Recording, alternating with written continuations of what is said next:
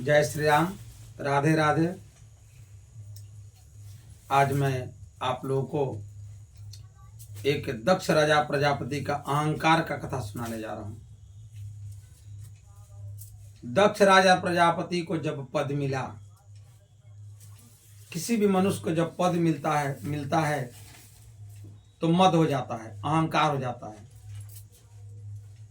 राजा दक्ष प्रजापति ब्रह्मा जी सभा लगाए, सभा में सभी देवी देवता गए और वहां पे भोले बाबा भी गए। सभी लोग खड़ा होकर दक्ष राजा प्रजापति को प्रणाम किए, लेकिन भोले बाबा दामाद थे इसलिए बैठे बैठे उनको प्रणाम कर लिए। बस इतनी सी बात राजा दक्ष राजा प्रजापति को अच्छा नहीं लगा। उन्होंने क्रोध पूर्वक बोला, जब भी किसी भी सभा में एक भी असभ्य व्यक्ति आ जाए तो सारा सभा विकृत हो जाता है। अब देवता लोग थे, कानाफूसी करने लगे कि भाई हम देवताओं में असभ्य कौन है, ये असभ्य किसको बोल रहे हैं। उनसे पूछ पड़े कि आपने हम देवताओं में असभ्य किसको बोले। राजा दक्ष प्रजापति ने बोला, तुम्हें दिखाई नहीं दे रहा है शंकर, इसको तो छूने का भी धर्म नहीं है, मरघट की वासी भूत प्रेत के साथ रहता है। अब नंदीश्वर की आंख लाल हो गया कि मेरे भोले बाबा से बात कैसे कर रहा है। भोले बाबा समझाए, अच्छे बैठो। फिर भी राजा दक्ष राजा प्रजापति को क्रोध शांत नहीं हुआ। उन्होंने बोला कि जाओ, मैं तुम्हें श्राप देता हूं, किसी भी जग में तुम्हें भाग नहीं मिलेगा। तुरंत नंदीश्वर खड़ा हुए और बोले कि जब से सभा में तुम आए हो बकरे की तरह मी में बोले जा रहे हो, मैं भी तुम्हें श्राप देता हूं कि तुम्हें बकरे का मुंह लग जाए। भोले बाबा उठे, बोले कि चलो चलो जल्दी भागो यहां से, बहुत श्रापा श्रापी हो गया, चलो यहां से निकलो। गए, भोले बाबा समाधि लगा दिए। लेकिन दक्ष राजा प्रजापति का क्रोध फिर भी शांत नहीं हुआ। द्वेष की भावना से उन्होंने एक जग का निर्माण किया। सभी देवी देवता के पास कार्ड भेजवाए, पत्री भेजवाए, लेकिन न सती के पास भेजवाए न भोले बाबा के पास भेजवाए। सभी जग में जब सभी देवी देवता जाने लगे आकाश मार्ग से, सती बोली कि बहने तुम कहां जा रही हो। सभी देवी देवता बोले, अच्छे तुम तो अच्छा मजाक कर लेती हो, अरे तुम्हारे पिता के द्वारा इतना बड़ा जग हो रहा है और तुम्हें भी मालूम नहीं है। तुम्हें मालूम नहीं है? नहीं, मुझे तो मालूम नहीं है। भागी भागी गए भोले बाबा के पास। बोले कि आपको कुछ पता भी रहता है? आप तो इतने ना पहाड़ पे रहते हो, इतने ना ऊंचाई पे रहते हो कि डाकिया रास्ते में ही रह जाए, कोई चिट्ठी उट्ठी थोड़ी आएगी। अरे सब लोग जा रहे हैं, मेरे पिता के द्वारा बहुत बड़ा जग हो रहा है, चलिए हम लोग भी चलते हैं। भोले बाबा को तो सारी कहानी पता थी।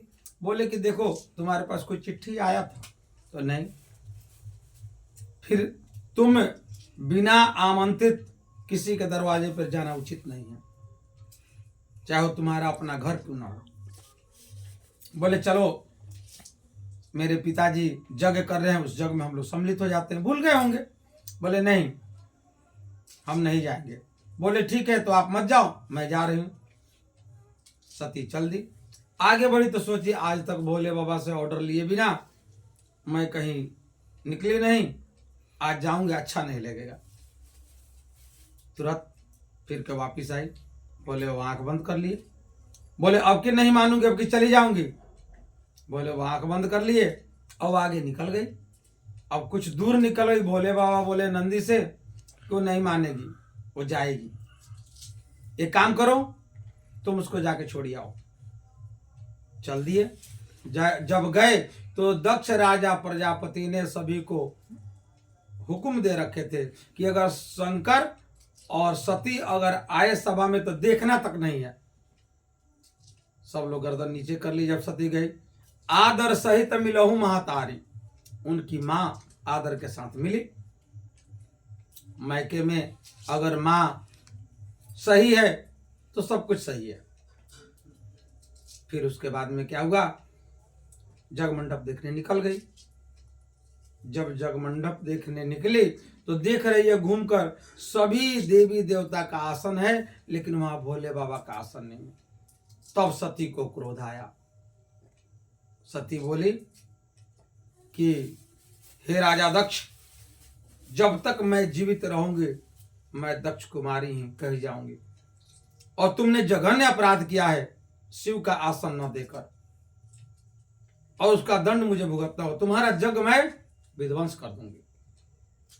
और सती ने हवन कुंड में स्वाहा कूद गई। हवन कुंड में, हवन कुंड में कूदने के बाद में अब तुरंत नारद जी, पुराने जमाने के संवाददाता थे नारद जी, भागे भागे गए भोले बाबा के पास। बोले भोले बाबा गजब हो गया। बोले क्या हुआ? गजब हो गया। अरे पहेलियां मत बुझाओ, क्या हुआ बोलो तो। बोले कि जैसे मैं था वैसे आप हो गए। बोले कि पहेली क्यों बुझा रहे हो, बताओ क्या हुआ? अरे सती मिलने गई थी, मिलते मिलते दक्ष राजा प्रजापति ने ऐसा धक्का मारा कि हवन कुंड में स्वाहा। बात तो सही था, लेकिन नारद जी थोड़ा घुमा दिए बात को। अब क्रोध में आ गए भोले बाबा, जटा उठा कर पटक दिए। वीरभद्र पैदा हो गए।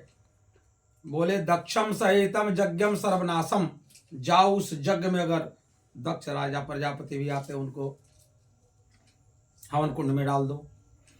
तुरंत वीरभद्र गए और तमाम बल्ली तल जितने थे वेदी बोदी सब तोड़ दिए, और राजा दक्ष राजा पर जैसे सामने आए, गर्दन उनका ममोड़ के हवन कुंड में स्वाहा, दर इधर पड़ा है। गए भोले बाबा, सती को उठाए, वीरभद्र उठाकर लाए। भोले बाबा तांडव करने लगे। अब उनको मनाए कौन? सभी जितने भी देवी देवता गए थे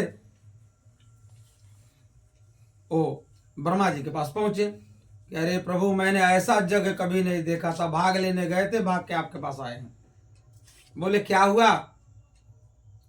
तो दक्ष राजा प्रजापति के द्वारा जग जो हुआ था उसमें वीरभद्र ने पूरा उत्पात मचा रखा। बोले ठीक है, तो ये बताओ कि वहां पे मैं गया था तो नहीं, लक्ष्मी नारायण गए थे तो नहीं, भोले बाबा गए थे तो नहीं, तो जहां त्रिदेव नहीं गए वहां तुम क्या करने गए? चलो भोले बाबा को मनाते हैं। चने तुष्टा चने रोजता। तो देखे कि माया में पड़े हैं भोलेनाथ, और नारायण ने चक्र सुदर्शन से उनका माया को भंग कर दिया, सती को काट डाले। जितने जितने स्थान पे उनका शव गिरा वहां एक शक्ति पीठ बन गया। भोले बाबा शांत हुए, बोले कि प्रभु क्षमा करे, जग का विध्वंस होना अच्छा नहीं है, चलते हैं जग को पूर्ण करते हैं। बोले कि मैं जाकर क्या करूंगा, वहां तो भाग मुझे मिलेगा नहीं। सभी देवी देवता बोले कि किसी भी जग में जो भी सामग्री बचेगा सब भोले बाबा का भाग होगा।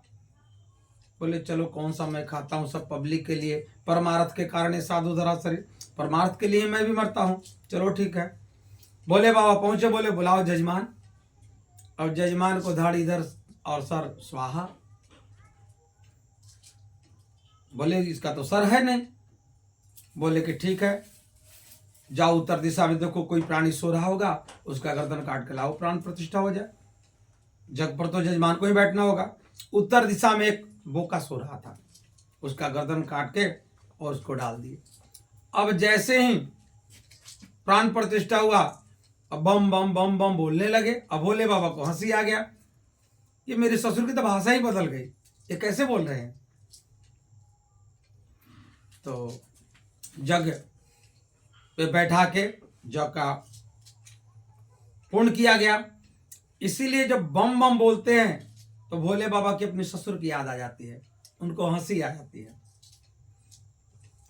इसलिए मानव जीवन में अहंकार नहीं करना चाहिए। अहंकार, जिसको भी पद मिला उसको मद मिला, और जिसने भी अहंकार किया उसका पतन होना निश्चित है। राधे राधे। जय